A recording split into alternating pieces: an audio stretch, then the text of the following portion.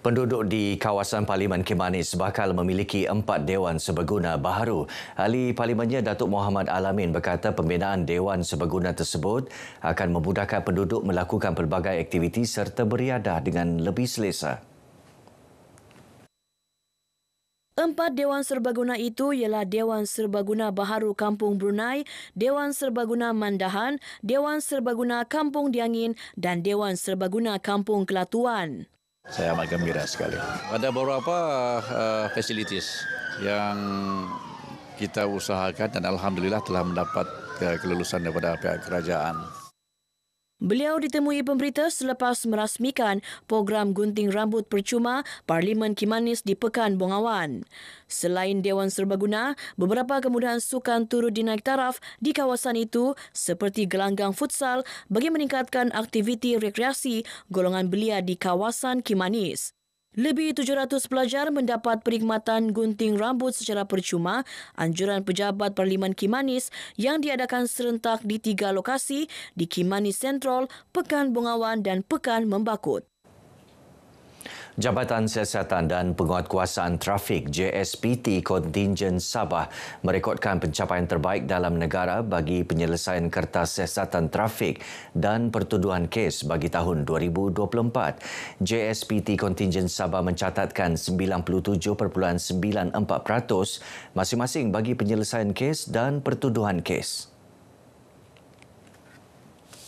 Pesuruhjaya Polis Sabah Dato' Jau Teddy Kun berharap pencapaian itu dapat dipertingkat. Untuk memberikan perkhidmatan terbaik kepada masyarakat.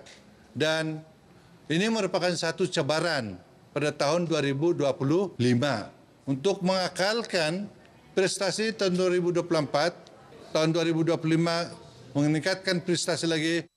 Beliau menyatakan demikian kepada media selepas Perhimpunan Bulanan Pesuruhjaya Polis Sabah bagi bulan Februari 2025 di Ibu Pejabat Polis Kontingen Sabah, Kota Kinabalu.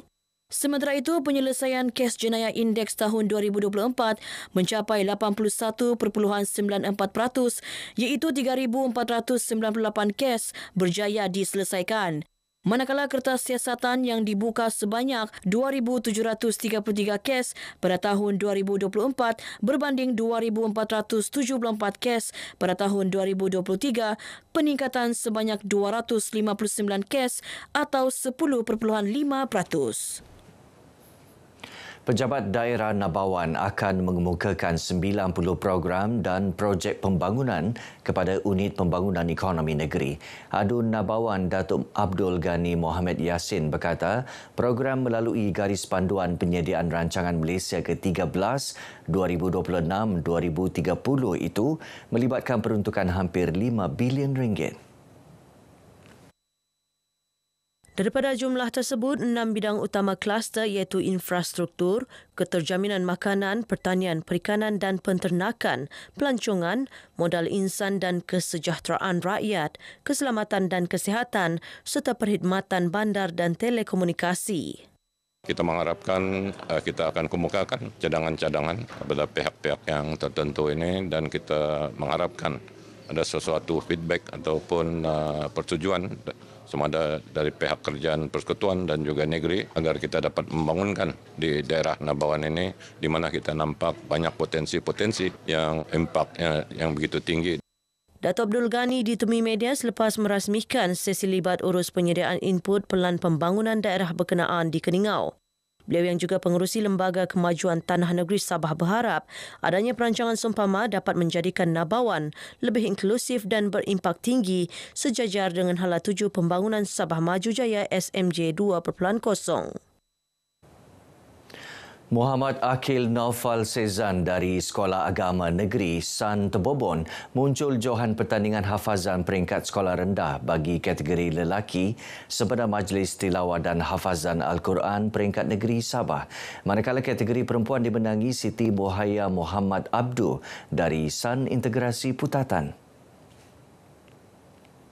Mereka memenangi hadiah wang tunai dan sijil penyertaan. Hadiah disampaikan Menteri Sains Teknologi dan Inovasi, Datuk Dr. Muhammad Arifin Muhammad Arif di Kota Kinabalu. Pertandingan hafazan peringkat sekolah rendah ini diadakan sebagai pengisian sempena Majlis Tilawah dan Hafazan Al-Quran peringkat negeri Sabah. Kali ini 18 peserta dari sekitar Kota Kinabalu mengambil bahagian dalam pertandingan berkenaan yang bertujuan memperkasa bacaan Al-Quran dalam kalangan murid sekolah rendah. Ia sekaligus sebagai inisiatif membudayakan dan meningkatkan kecintaan terhadap bacaan Al-Quran dalam kalangan umat Islam terutama golongan muda. Pusat Kajian Bencana Alam NDRC Universiti Malaysia Sabah UMS sedia bekerjasama dengan kerajaan negeri dan menyumbang kepakaran berkaitan bencana alam. Pengarahnya Profesor Madya Dr. Caroline M. Payus berkata ia bagi menjayakan pelaksanaan pelan strategik pengurangan risiko bencana khususnya di Borneo. NDRC juga sentiasa aktif dalam menjalankan penyelidikan dalam program pengurusan bencana alam termasuk melibatkan komuniti dan peringkat pelajar sekolah. Dr. Caroline menyatakan menerusi kenyataan media selepas menghadiri sesi perbincangan awal inisiatif pengurangan risiko bencana DRR yang diselaraskan Agensi Pengurusan Bencana Negara NADMA.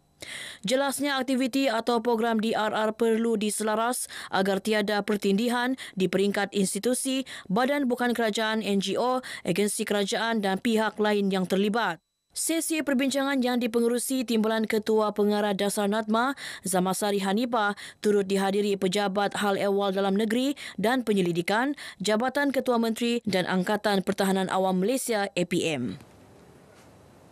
Amalan asas biblioterapi berupaya meningkatkan kesejahteraan mental dan emosi melalui penggunaan karya sastra.